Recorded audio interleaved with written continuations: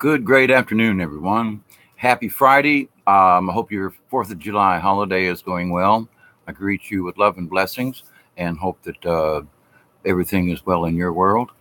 Um, I didn't plan this video. I'm half dressed, getting ready to go to town. But anyway, it's hot down here in South Georgia, not as hot as it is in other places in the United States. I'm David Knoll, also known as Hawkeye Two Feathers. And I do wish you with love. I greet you with love and honor and respect that every one of us deserve. Now, something I've been watching about these young boys caught in a cave over in Thailand, and I've been watching some of the comments from YouTube chatters and folks putting in their 2 cents worth, and I am absolutely appalled by what some of these folks are saying. A young man, I'd say young, almost 66. A young man lost his life trying to help rescue these boys. And that they say his air ran out while he was placing air tanks so they could have extra air in and out of the cave. Some folks are saying, that was one life too many to try to rescue these boys. And I say that's true. There's a lot of criticism, and I don't know all the inside information to this, except that I know what my experience has been in some of the caves that I've been in. And I've been in 25 or 30 caves around the United States, North Georgia, down here in the South, and Florida, all over the place. Some of the caves I've been in multiple times. Now, the reason I say this is that greetings to you. I can't pronounce your name, but I love and light to you. But I've been in many caves, and I want to say this much. For the folks who are out there putting down these folks, I went into a cave with some other experienced people. Hey, Miss Phoebe, how are you? Much love and prayers to you. And you go in the cave, and maybe it's just overcast. But while you're in there, what we call down here in the South as a frog strangler, meaning a thunderstorm that comes by and dumps 5 or 6 inches of rain in the course of about an hour, we went into a cave it's about a 45, 50-foot drop down in, and you got to climb down a rope to get in there. Not a problem. I can't do it now, but I was really good back then. But anyway, to the point. So when we went in, there was just a little trickle of water coming down the opening going into this cave. All right. When we came out, that same opening had turned into a waterfall. And I don't mean just a little bit. I'm talking full-blown torrent of water, thousands of pounds of pressure coming down on us. Now, would be folks that say, well, what happened? Well, we couldn't climb the rope. There was so much pressure of the waterfall coming down, and the rope was so slippery, wet, nasty, we couldn't climb the rope. Now, we had made it all the way down a mile in the cave and all the way back, and here we are trying to climb out the last little bit. Yeah, we're tired and everything, but that's not the point. We weren't expecting a dadgum waterfall coming down on us. Now, with that said, this is very important. These folks went in there without the expectation. These are limestone caves, and limestone is very porous. It could rain 2 miles away on the top of a mountain on the other side of the mountain, but with all the little nooks and crannies, especially in limestone, these things come together and they will form torrents of water. And if you don't know what a torrent of water is, just think of like 40 to 50 mile an hour water coming through a small channel. And I watched these rescuers going into this one section of the cave, and it's flooding like mad. Now, this isn't just a matter of water came up. No, this is water coming through there like a class 7 rapids. Okay, you can't even imagine this stuff. It's coming through there so fast because in the tunnels in the earth, they will find the path of least resistance, but it's got all of the hydraulic pressure of what's in the mountain pushing the water down. So that's a lot of pressure. So you can't just stand there and like, well, I'm going to do, And being in that water for just a couple of minutes will change your whole outlook on where you are and what you're doing and so forth. Did they get out? And well, the last I heard, they were trying to get them out. And the problem is that it goes down, it comes back up into a dry part, it goes down, then it comes back up. And they've showed some of these areas to where they have to take the opening is so small with a regulator and a tank and everything. You have to take it off so don't get hung on the limestone. Okay. Now I've been in limestone caves down here in Florida and South Georgia and all over the place, but it's a very hard situation. Yeah. And people would just want to say, like Elon Musk, well, we're going to put this tube down there and fill it full of air. Well, it better be hard ass rubber because it's going to put a hole in it. All right. They're sending people down. They're saying, well, maybe we should leave them in there until October when the rain cease. No, they're running out of fresh oxygen because the cave has been sealed by the water, and caves breathe. All right. And if you start filling the cave up with water, its natural ability to want to breathe is gone. I mean, in Mammoth Cave, many years ago, nylon won't even make it. They don't make a nylon that's commercially available to do it. And nylon, by the way, won't hold air. You can't pressurize it. And besides that, if you've ever been in a cave, sure enough, it goes up, down, crap, shoot. There's no way. And I mean, you'd have to go in there with hammers and shit. You can't do this when the torrent of water is so powerful. It's like standing in front of 10, high pressure fire hoses. It's horrible, I mean, as far as the force of the water, and these guys are trying to get in there. Now, that's also to my point. They want to blame this coach and all this other kind of stuff. When that cave started filling up, I guarantee them folks did the best they could to stay away from the water. And if the boys couldn't swim, the last thing they're going to want to do is go into the water. Just think about this. It's not necessarily a bad thing. But here's the thing. There are so many people that I've seen in remarks on in the chat rooms and so forth saying that they should just let them folks, the boys got in there, big deal, just let them die. And why is the United States over there with Air Force? Why are we there to try to help with this? When it's obviously, they got themselves into the trouble.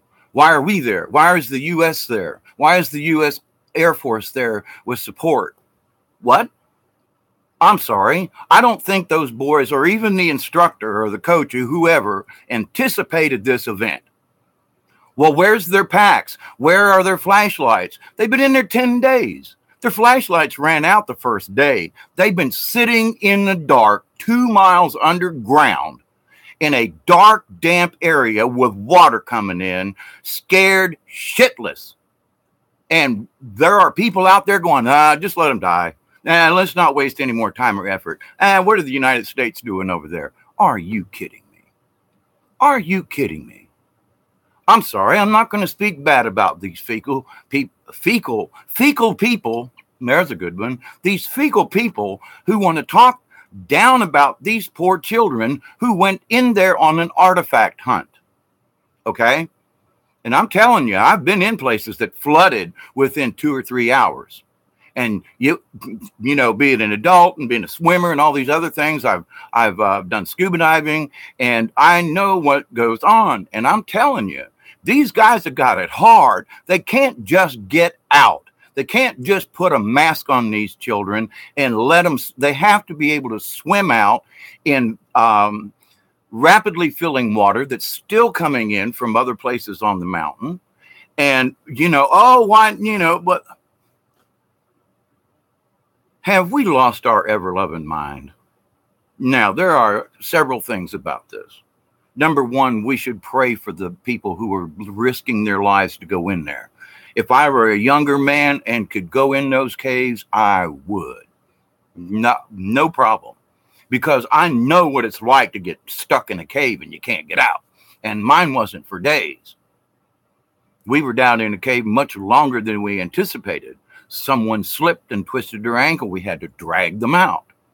When you're 1.5 miles back in a cave where you got to get down and you're in a hole that's just barely big enough for a human body to squeeze through, it's only 3 feet long. But if you want to get out, you got to go through that hole They're in situations like this. And the limestone is very, very sharp. Their limestone has all kinds of crustaceans and shells and things in there, and you can go along. I've cut myself just from walking in the caves when it was real narrow and you had to turn sideways and you had to reach up and kind of pull yourself through. The main thing is that I cannot believe, it's horrendous to hear what some of these people are saying about leave them in there. Stop the rescue. Don't even try. No more lives should be lost. I don't want any more lives to be lost either. You took diving in school and you would still never go into a cave. I didn't know without a guide. Right. Exactly, Miss Phoebe. You know, as a diver in my younger age, and then I lost it, so I'm relegated to about 12 to 15 feet depth. I can't equalize the pressure in my ears. So, but with that said, I've been 30, 40 feet down and in caves in some of the springs around Florida and stuff, and it's real easy to get caught. It's real easy to forget how high your regulator is and your hose coming off and everything. It's real easy. But the bottom line with this is that all these folks need our prayers. These folks are there committed to saving these young boys and the instructor and the people that went in there to save them. Okay. Now they're running out of air, quite frankly, because the cave can't breathe.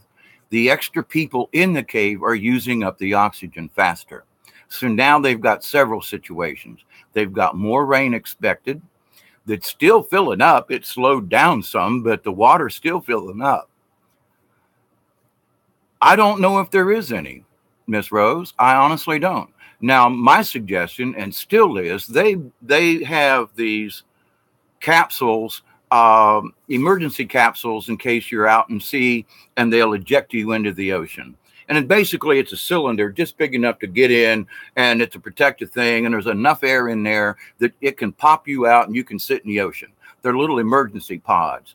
But now the problem is the way the caves are, even to get something like that down into those caves, and with the velocity of the water rushing through some of these areas, it's making it dang near impossible. You can't use explosives. You can't. Because limestone will fracture in a way that you cannot expect. And it could cause a massive cave-in to the whole spiel. Now, if you want to get rid of them in a hurry and say, so much, then use explosives. But you're not going to be able to use any kind of explosives whatsoever because of the limestone and the way the rocks are formed. Okay, it will fracture wrong. I don't know of anybody that goes around blowing up limestone unless it's just in a great big quarry. Now, they can get them into separate sections of the cave because one part is submerged and then you come back up, there's a walking area that they're, and so they're creating staging areas all the way in. And yeah, pickaxe mostly, but the thing is it has to do with the water flow. You know, if you're trying to hang on and chip away at a piece of rock and you got a 20-mile current running through this tunnel, you're not just going to hang on. You're not going to be able to hold on to the axe. So there are extenuating circumstances people aren't listening to. And what they need is our prayers, dang it. And why is the U.S. over there? We bombed the crap out of them during the Vietnam War. That's the least we can do to go over and send someone to help out. Goodness gracious. We're willing to go in other places to do weird things. Why can't we go to Thailand and try to help out? Now, they're talking about pumping it out. Now, they've got some really big industrial pumps. The problem is getting them puppies in there with electricity and what they need to get them in. Also, the tubes for these things are heavier than snot. So before you even get to the water, there's a large distance. So there are things that we might normally think of as, well, this could happen and that can happen. Yes, they would help. Can't pressurize the cave with a huge machine. There must be something unthought of.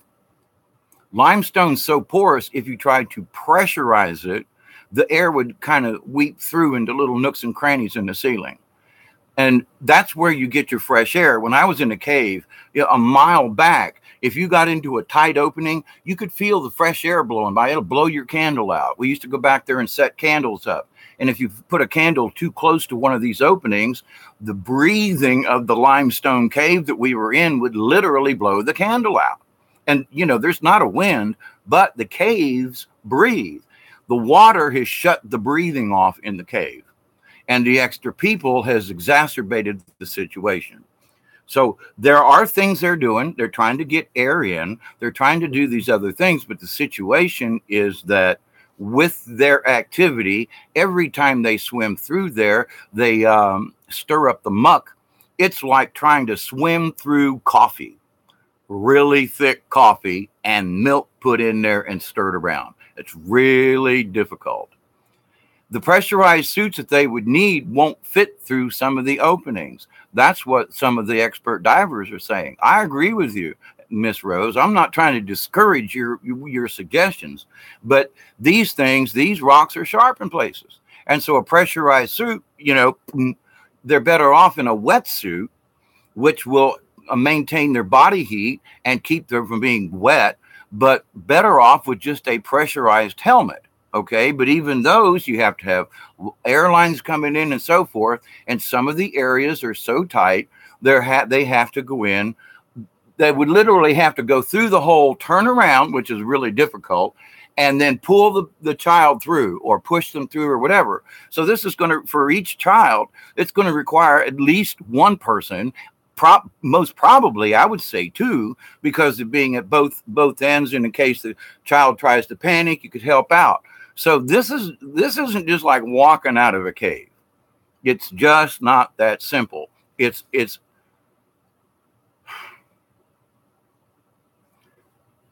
I went into a cave on purpose with a couple of other people, and we turned the lights off, blew out our candles, just to see how long we could stand it to be in total darkness.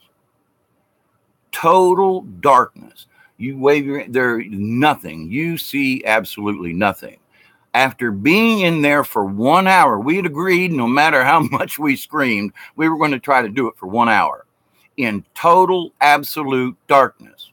Now, I can't imagine 8 or 9 or 10 days in there in absolute total darkness.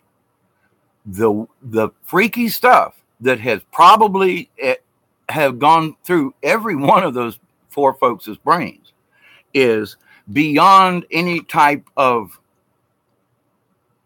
hypnotic hallucination kind of thing or whatever.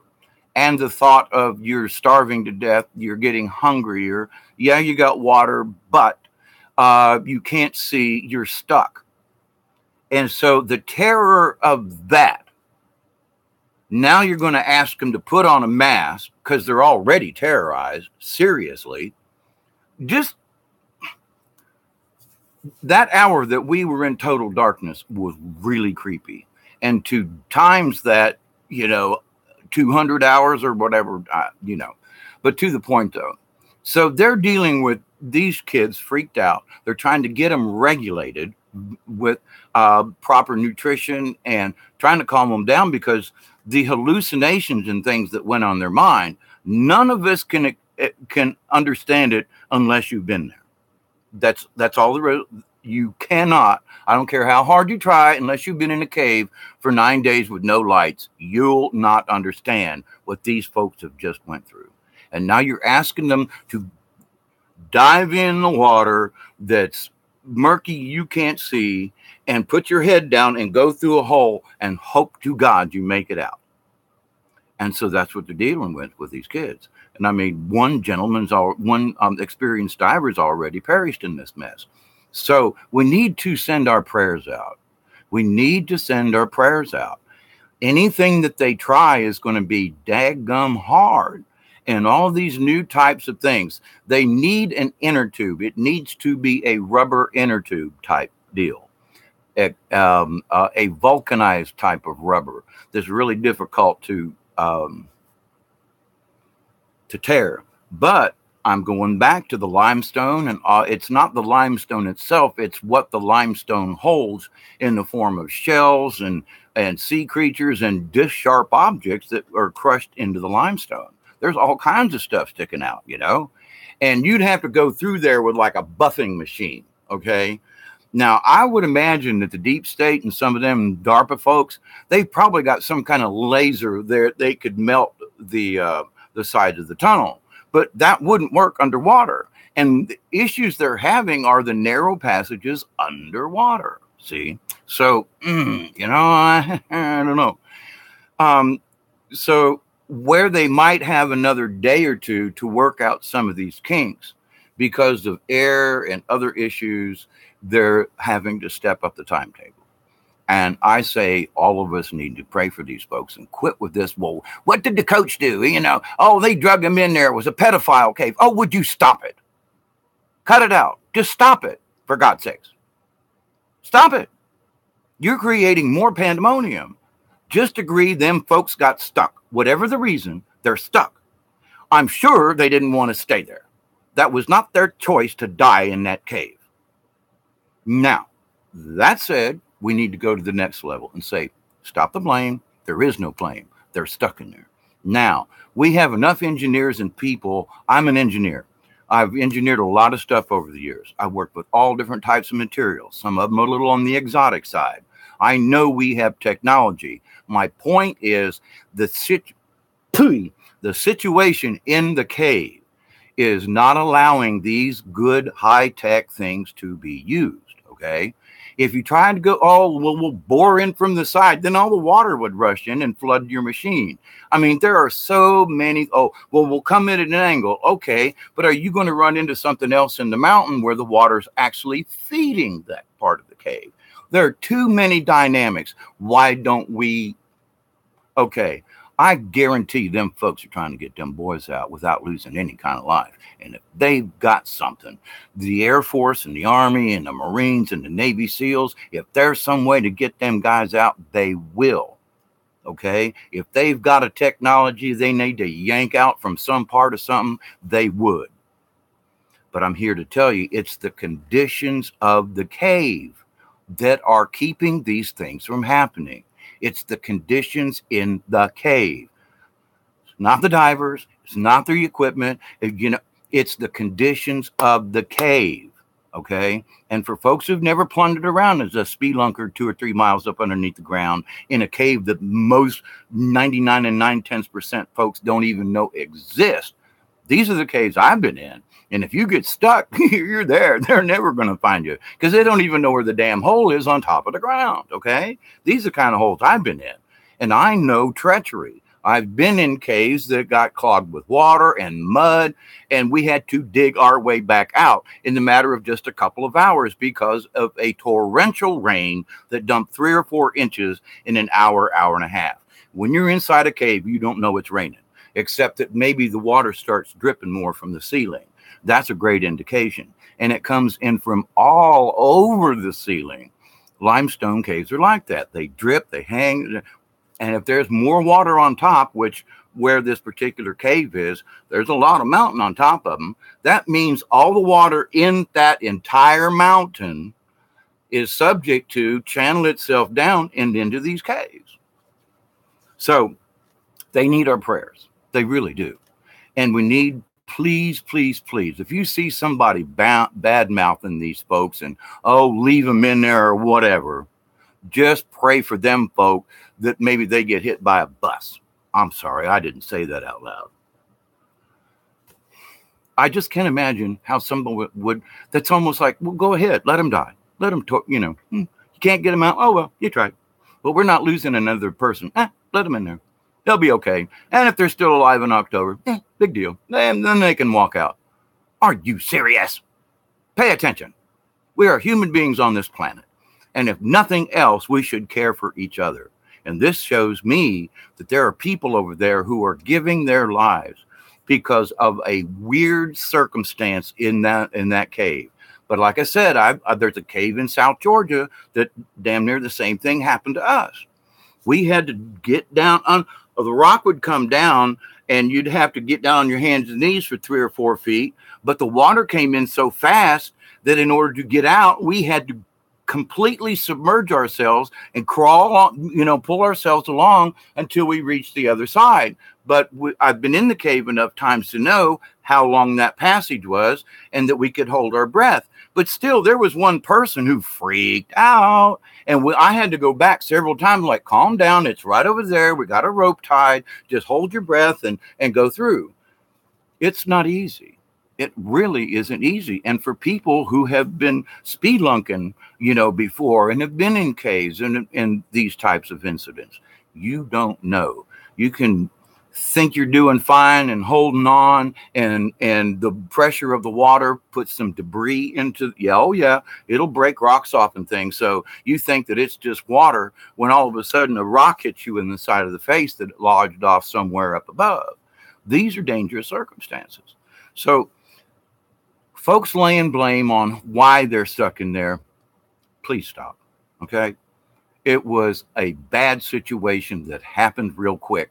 And I'm telling you from personal experience, it can happen in a lot of caves. And we were prepared and still got stuck at the bottom of this waterfall. So, and we had to wait till it quit raining. Until the waterfall subsided. But to that point, though, it's not helping, basically. If you're going to put a negative emotion into this horrible situation, then just don't make any remark at all. If your remarks are going to be negative, which is putting negative into this dire situation, please refrain from using it.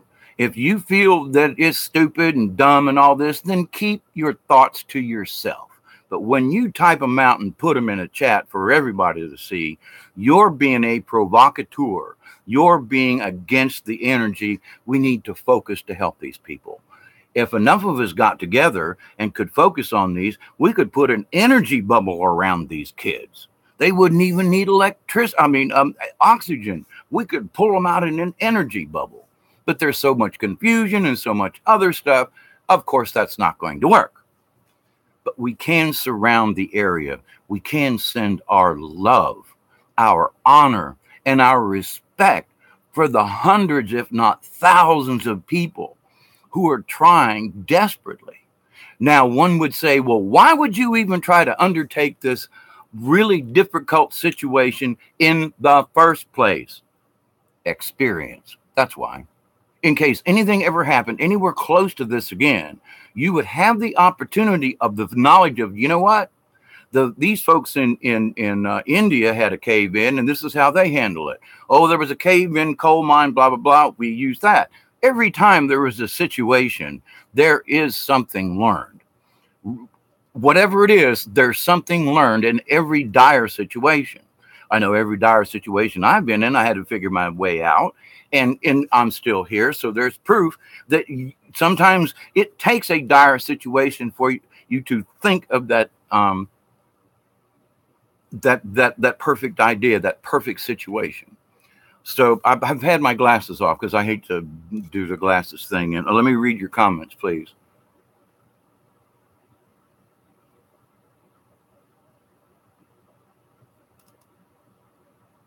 Yeah, the SEAL team died fast boring into the back of the cave mountain. If the problem is getting equipment into where this place is. You can't just drive up to it. It's a mountain, okay? I'm not trying to ridicule, but people who are saying, oh, bring in a boring machine. These things are huge. They need railroad tracks. You don't just drop them in, okay? They're huge. So if you want these types of things, there isn't time to bring them in, all right? That might be the solution, but there isn't enough time.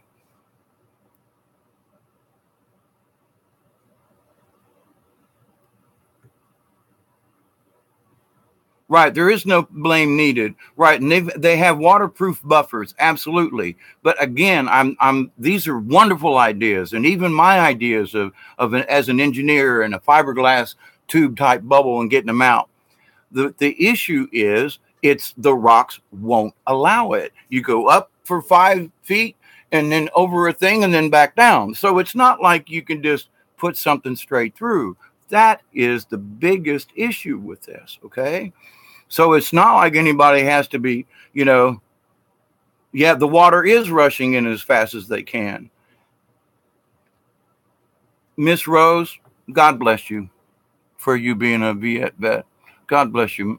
I mean it. I do. Local divers know the cave system well. I'm sure they're in. Well, that's true. Their conditions, though, have turned. They're discussing this. Try to look through coffee that's moving.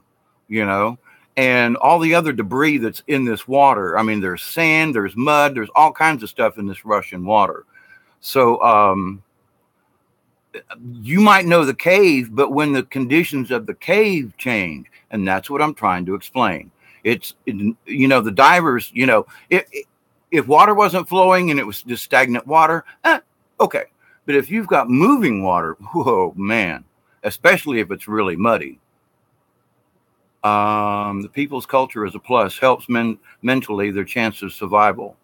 Yes, I definitely agree with you. And Nico, Houston, there are too many people inside, but they've got doctors in there, and what they're going to have to obviously reconsider is that now they could drill down from the top a lot easier than they could bore in from a side or something and get any type of to increase their chances with air.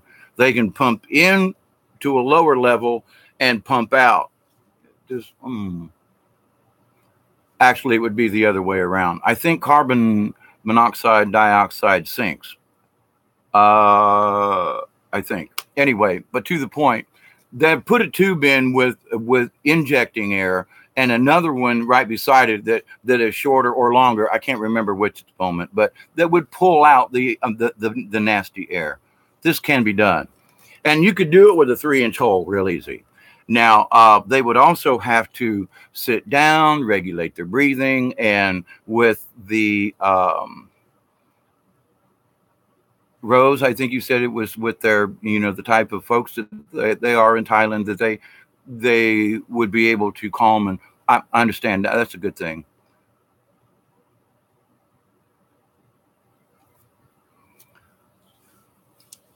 It's not rushing into every part of it. It's rushing into places, but then filling up other places. It's the stagnant areas where maybe the water is just barely flowing. But to the point, the cave stops breathing.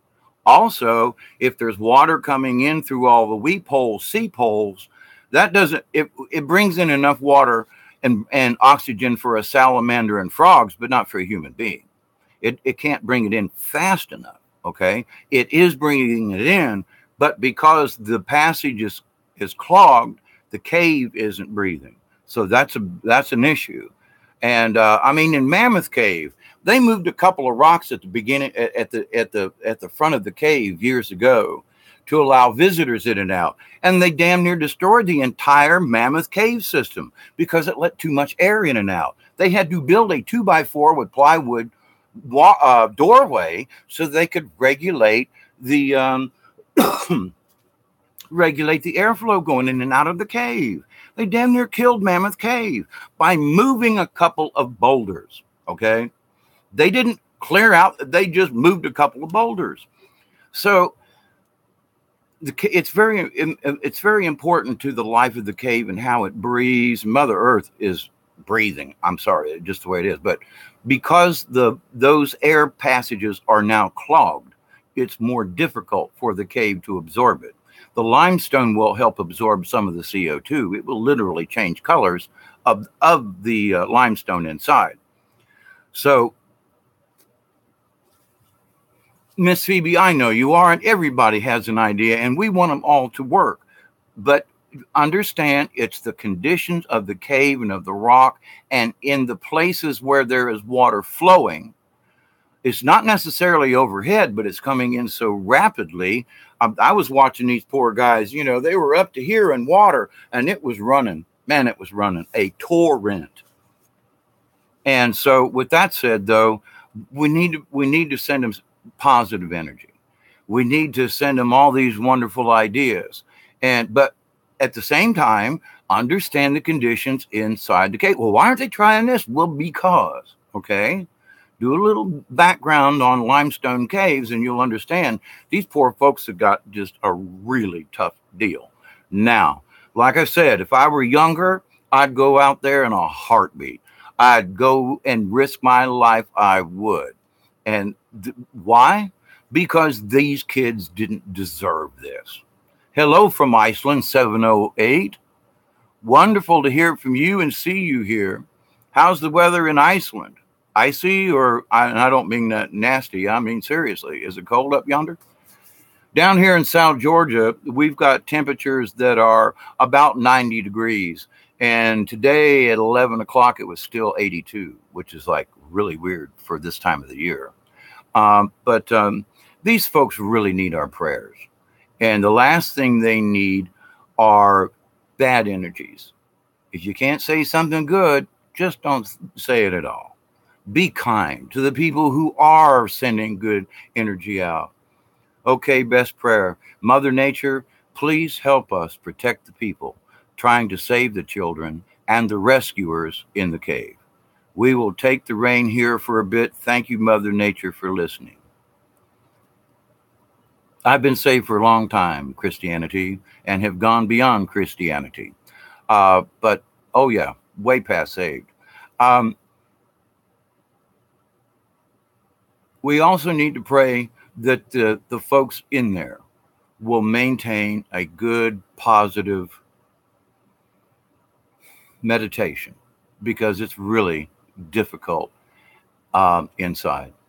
Surround the cave with love and protection and guidance. Surround each one of these guys. I was a teenager once. I've been into caves with coaches and stuff. There was nothing weird about it. We were just kids going into a cave. That was all. And there were times some nasty thing, meaning someone fall, something get hurt. It's a cave. But to the point, we surround the rescuers, and most of all the kids, because the rescuers are used to being in these types of conditions in a way. It's testing their mettle. If you go in and you've got to fight this water and turbulence and nasty and all that, you're trying to regulate your breathing so you don't run out of air. And then at the same time, you're trying to keep your calm when you're really in some weird conditions. And the velocities of the water will come through and take you and move you and things. I'm trying my best to imagine it, and it doesn't come close. So I send all my love and all my prayers to all of those people who are seriously looking to get these folks out of that cave. Blessings to all of you. May you send your prayers as well. May all of our prayers be answered, and that either something can be happened. Creator, Mother Earth could open up some of these smaller openings if we put our minds and our collectives to it, and to maybe slow down the water. So prayers, good energy, and let's all hope for the best. Here's out of here for now. I got to go buy chicken food, or my chickens are going to attack me. I love you all. Have a great weekend. Goodbye. For now, I'll be back.